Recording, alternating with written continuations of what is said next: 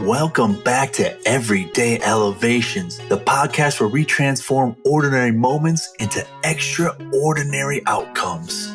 Today we're embarking on a fascinating journey through the realms of our own minds. We're going to explore two contrasting aspects: the restless and impulsive monkey mind and the calm, focused monk mind.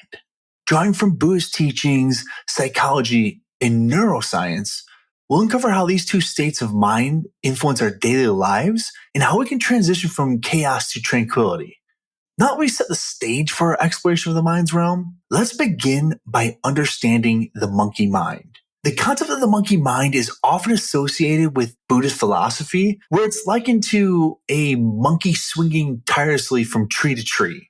In the realm of psychology and modern neuroscience, it parallels our mind's tendency to hop from thought to thought, often without even apparent logic or order. And this restlessness of the mind, while it's a natural aspect of human cognition, it can lead to a state of constant distraction and in turn reduce our ability to focus and be present.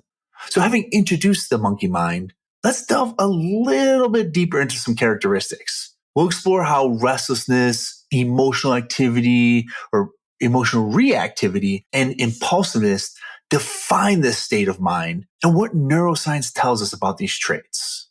So let's start off with the restlessness and distraction. The monkey mind is typified by its inability to stay still. Now, I know that I have a monkey mind a majority of the time. My mind is going a million miles a minute. And that's a key characteristic of this. It's the wandering mind that drifts away. And it could drift away at any moment. Like, let's say you're in a meeting, or even if you're reading a book. It takes me a long time to read. It took a lot of really training my brain to be able to get through a book, because my mind would always go off into another thought process while reading. And sometimes it would be related to the book. Other times it'd be related to other things.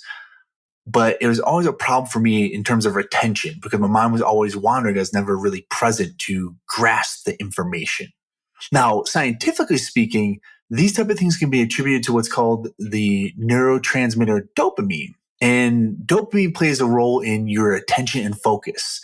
A dopamine imbalance can lead to attention deficits and that restless mind I mentioned.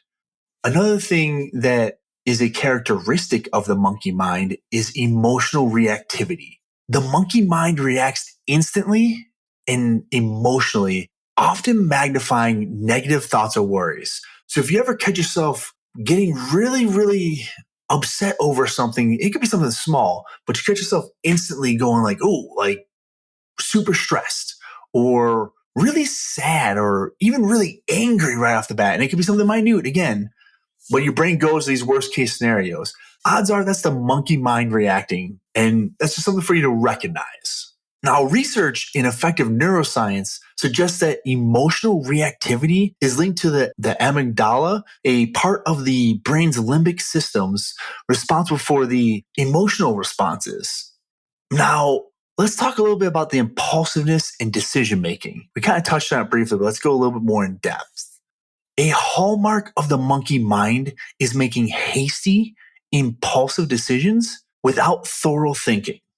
According to a study in the Journal of Neuroscience, impulsiveness is associated with diminished activity in the prefrontal cortex. The brain region is responsible for decision-making and impulse control. So the prefrontal cortex is really the region of the brain that's responsible for both of those, the decision-making and the impulse control. All right. So we have a more clear picture of the monkey's mind characteristics. It's crucial to understand its impact. So let's examine how this restless state of mind affects our mental health, our productivity, and our personal relationships.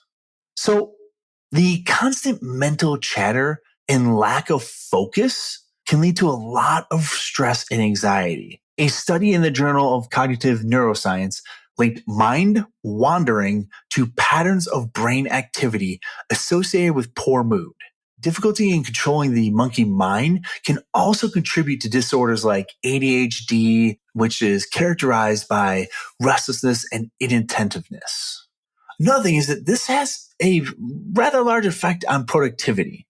Your inability to maintain focus directly impacts the productivity and quality of your work. If your mind's all over the place, it's going to be very hard for you to sit there and focus on the task at hand and provide a quality job done. The monkey mind's distraction can lead to errors and thus decrease efficiency. So you have to be aware that if your mind starts wandering, you might want to take a step back and try and refocus yourself, calm your mind down a little bit, because odds are if you're going a mile a minute, you think about other things at the same time while doing work, you're going to have some errors in there, and that can be detrimental to you. Research from the University of California found that constant task switching, a trait of the monkey mind, leads to as much as about 40% reduction in productivity. So that's a lot. That means you are losing almost half of your productivity when you are task switching. I think a lot of people pride themselves on their ability to multitask. I used to, until I realized that it's not necessarily something to be proud of. Multitasking doesn't really make you more effective. If anything, it makes you less effective because you're not putting your all into any task. You're basically breaking yourself off into pieces, doing multiple tasks. And rather than giving 90% to one task or 100% to one task, you're giving less than your best to multiple tasks and setting yourself up for failure. Another thing that has an impact on is personal relationships. So the monkey mind often hinders deep, meaningful conversations because you struggle to stay present when you have the monkey mind and you struggle to be attentive. A study in the Journal of Social and Personal Relationships shows that a lack of attentiveness can obviously negatively impact relationships and interpersonal connections. I know that I have struggled in the past with this. It's very hard for me to focus on conversations with people when they're trying to tell me things. I have a very short attention span if it's not something that is really intriguing or exciting to me. And it's something where I've had to hone in my attention span, my focus, because someone's trying to talk to me and they're taking their time out of their day to tell me a story. No matter what the story is, I should be showing them the respect they deserve by listening to it and understanding it. Sometimes they're even asking advice and my brain starts to wander mid-advice. And that's a huge issue. People are coming to you for something and asking for your help and you're not fully present in that moment. So it's huge to recognize these type of things and understand how that can negatively impact things. If someone feels like you're ignoring them when they're having a conversation or you aren't listening, it's going to feel disrespectful. I know I've caught this with my fiance in moments where she's talking to me and she could just tell that I have gone into la la land. Like I am out there and she'll just stop talking or she'll just change the topic. I'm like, oh, hey, topic change. Cool. I'm back. But these are things that aren't a positive and something I'm constantly working on. But yeah, anyhow, recognizing these effects of the monkey mind can naturally lead us to strategies for managing it.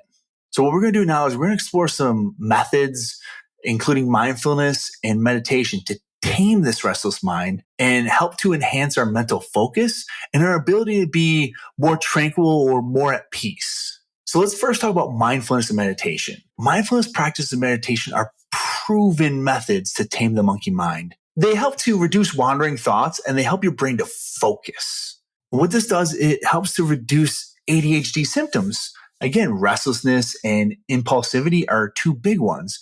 If you're able to sit there and be more in the moment, you're going to be less likely to have that wandering mind and a lot of other stress that come with it. Let's use a couple examples. Let's say you're out on a beach. When you're on that beach, don't just zone out and daze out. I mean, you can. That's your world. Do whatever you want to do. But if you want to practice mindfulness, dig your toes and your feet in the sand. Think about how that feels with your toes in that sand. Now, odds are if you're at the beach, you're going to have some waves crashing. Hopefully you're somewhere beautiful where there's ocean or something. Regardless, if you have a body of water there too, listen to the crashing of the waves. Do you hear birds? Do you hear other animals? Do you hear laughing children, laughing parents? What do you hear around you? What is going on in that moment? These are things that are going to help you stay grounded. They're going to help you really focus in. Now, let's say you don't have a beach by you. Okay, cool. Odds are you have a park. You can do similar things. I am a big proponent of putting my feet in the grass. I want to feel the ground. And I like to say it's like I want to feel one with the earth. A little hokey, but you get the gist of it. This way I can feel the texture of the grass. Is there a little dew on the grass? Is the grass a little dry? Like, how does it feel? Is there a breeze? Do I smell any flowers or any woods or trees or anything around me? Like, what are my surroundings? Where am I at in this moment? It just helps me to hone that in. Okay, I went a little bit on the deep end on that one, but I wanted to give some more concrete examples of how you can practice mindfulness. And you can also look into various apps. There's the Calm app. Jay Shetty has a wonderful app that is like $40 a month, somewhere along those lines. It's called Genius app, and he does all kinds of in-depth teaching on there as to how to become more mindful. As actually some of my first experiences in mindfulness. He also has a Facebook page where you can look at that, and he did, I want to say it was 2 weeks in total of meditation. If you look for Jay Shetty meditation, it'll have those on there. Hopefully, last I checked a few weeks back, they did. And sometimes I like to go in there just because, I mean, the man has a soothing voice, so it is what it is. But he's really good at helping keep you present in the moment and understand that it's okay if you fall out of it. You're not expected when meditating, when you're first starting especially, to be able to stay present and grounded in that moment for 30, 40 minutes. Start slow. 1, 2, 3 minutes. Then go from there. Like, do what you have to do to practice that mindfulness. But again, I went way too far off the tangent on there. So let's go into cognitive behavioral techniques. So in short, we call it CBT. CBT can help in managing the monkey mind because it addresses negative thought patterns. Research indicates that CBT effectively reduces symptoms of anxiety and depression, which are often worsened by an uncontrolled monkey mind. So some techniques you can use would be journaling. Write down your thoughts throughout the day. I like to do it first thing in the morning. I like to do it in the afternoon and then before I go to bed. Sometimes if I'm feeling a little stressed, I'll just write things out. Or if I notice an emotional uptick, I'm going to write stuff out in a journal. And it doesn't matter what you write. Write whatever you're thinking at the moment. People get way too critical of themselves. And it's not that serious. Just write. And then look back and see what caused those emotions at that time and how you can maybe better react to it in the future. Then, of course, there's mindfulness meditation. I went plenty into that, so I'm not going to discuss that any further. And there's something called behavior activation. What this does is this encourages engagement in positive activities to improve the mood. So things that are going to boost your mood. They're going to be great activities to do. Like, let's say working out. It's a positive activity. Naturally, by working out, you're going to get a dopamine spike and you feel better. Then there's going to be lifestyle changes. I recently went through a huge lifestyle change after doing this episode on blue zones, which you can check here on the podcast. I realized that there's just so much I want to learn about it and so many things I want to incorporate into my life to become healthier. Now, one thing I did that they do, but they don't do it in the same degree as to what we do here in the US. And that's exercise. So I incorporate a lot more exercise in my life. I created a challenge for myself this month called Rovember to Remember, where it's essentially I'm going to be rowing for 1,000 meters equivalent to the numerical day. So let's say this is the 11th of the month. Well, I'm going to row at 11,000 meters that day and so on and so forth until I finish the month out. And I also focus on a balanced diet, which is important for lifestyle changes. I'm more towards the Mediterranean side. I don't eat a lot of meat anymore. And I've noticed a lot of great things coming from that. I'll probably do a one-off talk in the Facebook group and possibly on Instagram to break that down further. I don't want to go into too much details of all the things that have changed due to my lifestyle change. I feel like that's set for something a little different. But anyhow, you also want to make sure that you're maintaining proper sleep. I think so many people pride themselves, and we're starting to get smarter about it now, but there's a lot of people pride themselves of, oh, hey, I work 90 hours. I get 4 hours of sleep. I used to be that person. And then I realized that, hey, my body isn't recovering. I don't have a healthy, focused mind if I'm not getting sleep and my muscles are still sore. I can't recover if I don't get that. So it's important to make sure you're getting that sleep. So we've discussed how to control the monkey mind, let's shift our focus a little bit more to a calming aspect of our consciousness. This is called the monk mind. This part of our mind is inspired by Buddhist meditation practices, and it embodies inner calm and mindfulness. Unlike the restless monkey mind, the concept of the monk mind finds its roots in, as I said, Buddhist meditation practices. The monk mind is similar to a deep, tranquil lake that's undisturbed by the constant ripples of thought and distraction. This state of mind is not about suppressing thoughts, but rather about observing them with detachment and clarity. So the neuroscience behind the monk mind involves the activation of the prefrontal cortex, which is the brain region associated with higher cognitive functions, such as your focus, your decision-making, and your rational thought. Studies published in the Journal of Neuroscience have shown that mindfulness meditation, a key practice in achieving the monk mind, enhances the connectivity and efficiency of the prefrontal cortex. Cool. So we have a little bit more of an understanding of the monk mind. Let's explore its defining characteristics. One of the characteristics, well, really two, will be deep focus and concentration. The monk mind is characterized by an extraordinary ability to focus and concentrate, free from the usual distractions of the mind. Research in cognitive science has linked deep focus to changes in your brain wave patterns, particularly an increase in your alpha and your theta waves, which are associated with relaxed alertness.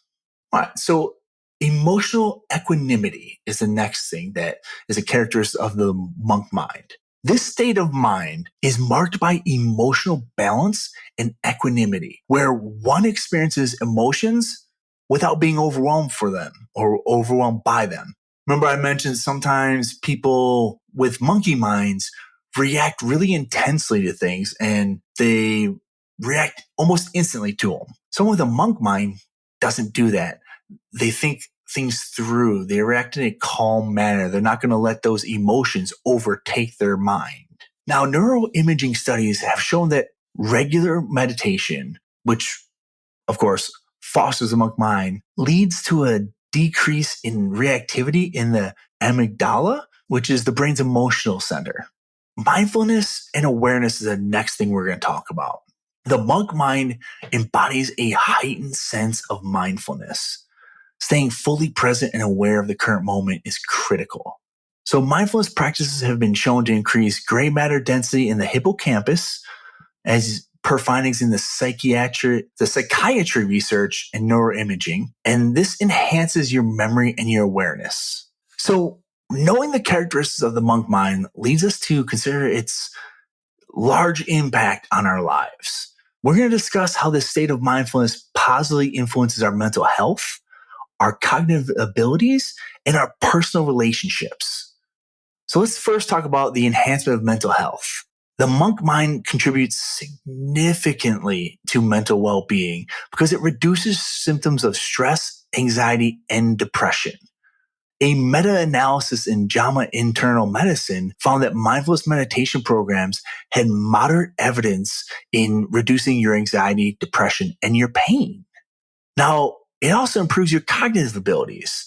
Regular cultivation of the monk mind, it enhances your abilities to include things like your memory, your attention, and your problem-solving skills. So you're going to have a better memory if you are more mindful. You're going to be able to be more alert, more attentive in conversations, and you're going to be able to keep yourself more emotionally calm and mentally clear so that you can solve these problems in a more effective manner. But not just that, the monk mind has a positive effect on relationships. And this is because the monk mind fosters empathy, compassion, and effective communication, which of course is going to positively impact personal and professional relationships. So let's use a couple examples here. Let's go with empathy development. In this example, a healthcare worker practicing the monk mind would typically become more empathetic towards the patients, meaning they're going to care more for their needs. And that's going to lead to a better patient care and understanding. That's just going to create a better experience for everybody all around. And that's huge. Now, the next thing is going to be the effective communication. Here's another example. And I could just use myself and my fiance, but hey, anyways, a couple engages in mindful listening exercises. This is going to lead to more profound and meaningful conversations and a strong relationship. You're going to have more deep dives. You're going to have more respect for each other in these conversations, and you're going to understand each other more intimately because of this. Now, compassion. A volunteer at local shelters adopts a monk mind approach in their interaction with those in need. This shift leads to a deeper understanding and compassion for the struggles of others. They become more patient and attentive, creating a more supportive and nurturing environment for the individuals they assist. So their enhanced compassion not only benefits those they help, but it also enriches their own sense of fulfillment and connection to the community. So understanding the positive impact of the monk mind, it's important to learn how we can cultivate the state of being. Let's delve into practices and lifestyle choices that help develop and maintain a mind of clarity, focus, and calm. So first, let's talk about meditative practices. I'm not going to go into too much detail because I've already given you quite a bit earlier on, but one of the most effective ways to develop the monk mind is through meditation. Techniques like focused attention meditation and loving kindness meditation are incredibly beneficial. A study in Frontiers in Human Neuroscience showed that meditation leads to long-lasting changes in brain structure and function related to enhanced mental clarity and focus.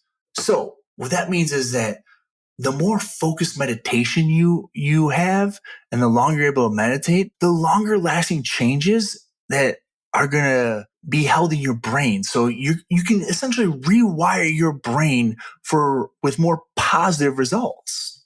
Now let's talk mindful living. Integrating mindfulness into daily activities such as eating, walking, or even routine tasks just helps maintain a monk mind state. And research indicates that mindfulness-based interventions improve well-being and reduce cognitive reactivity to negative thoughts. So in layman's terms, if you are more aware of what you're doing in each moment, if you're paying attention when you're cooking, hey, I am moving this way, moving that way, like know each movement you're doing, whether you're working out, like really focus on your form.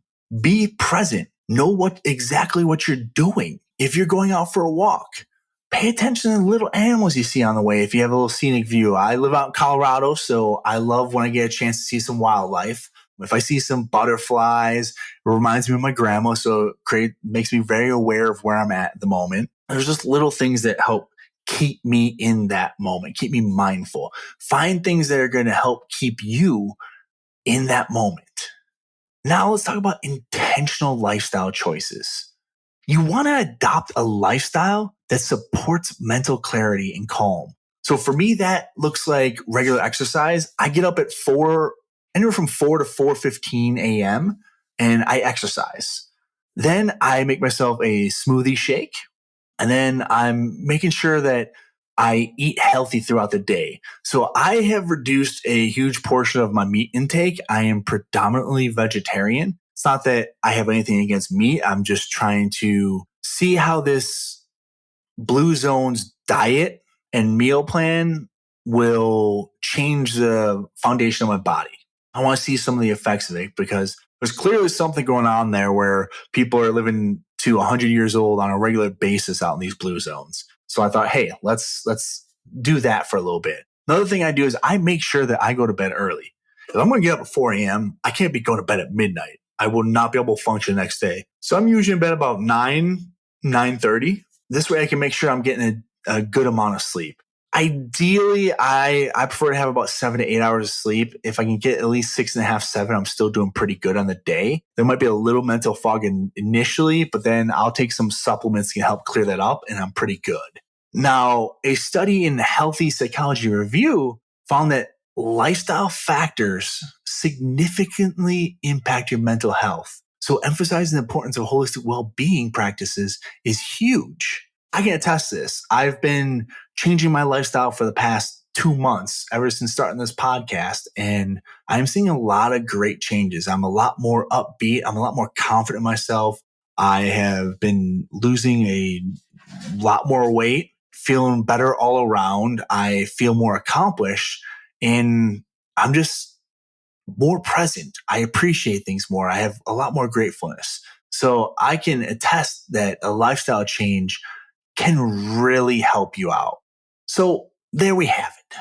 A journey through different landscapes of our minds. Today, we've navigated the restless pathways of the monkey mind and walked the calming trails of the monk mind. We've seen how our thoughts can fluctuate between chaos and tranquility. And most importantly, we've explored some strategies to find a balance between these two states. The monkey mind, with its constant chatter and emotional turbulence, mirrors the challenges we often face in our fast-paced, distraction-filled lives. It's a reminder that our natural state can sometimes lead us away from focus and peace. Yet, understanding this aspect of our mind is the first step towards mastering it. Now, in contrast, the monk mind offers a blueprint for a more mindful, focused existence. It's a state that we can all aspire to where calmness, emotional stability, and present moment awareness reign. The practices we've discussed today, from mindfulness meditation to cognitive behavioral techniques, are tools at our disposal to cultivate a more tranquil state of being.